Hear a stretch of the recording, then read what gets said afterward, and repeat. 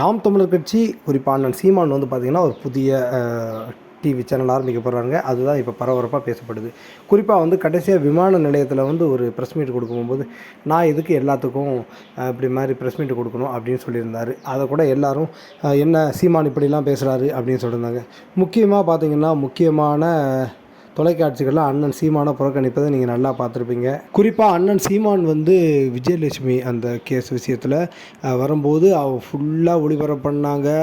என்னென்ன நடக்குது, என்ன விஷயமாக போகுது, குறிப்பாக அண்ணன் சீமானை எப்படியாவது அசிங்கப்படுத்தணும்னு இந்த எல்லா தொலைக்காட்சிகளும் அண்ணன் சீமான் எங்கே வராரு, எங்கே நிற்கிறாரு, என்ன பண்ணுறாரு, என்ன சாப்பிட்றாரு அப்படிங்கிற மாதிரி விஷயங்களை இப்போ சொல்லிக்கிட்டு இருந்தாங்க. ஆனால் குறிப்பாக வந்து பஞ்சமி நிலம் மீட்பல விஷயத்தில் ஒருத்தருமே குறிப்பாக வந்து ஒரு முக்கியமான தொலைக்காட்சி கூட வந்து இதை வெளியில் காட்டவும் இல்லை. ஏன்னா அங்கே வந்து முக்கியமாக வந்து நாம் தமிழர் கட்சி ஜாதி பிரிவினையை தூண்டுது அப்படின்னு சொல்லியிருந்தவங்களுக்கு செருப்படி கொடுக்கறது மாதிரி ஒரு பதில்.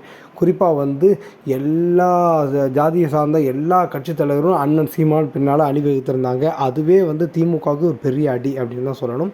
அதிலே திமுக ரொம்ப பயந்துருக்கும். குறிப்பாக வந்து 2026 தேர்தலில் நாம் தமிழர் கட்சி ஆட்சியை பிடிக்கிறதுக்கான ஒரு முக்கியமான இடமாகவும் இருந்துச்சு.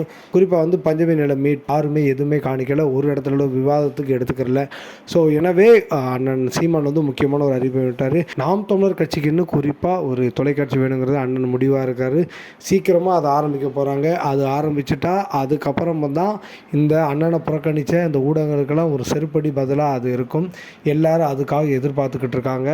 நீங்கள் அதை பற்றி என்ன நினைக்கிறீங்கன்னு சொல்லுங்கள். அண்ணன் சீமான இந்த மாதிரி பெரிய பெரிய தொலைக்காட்சிகள் புறக்கணிக்கிறாங்க.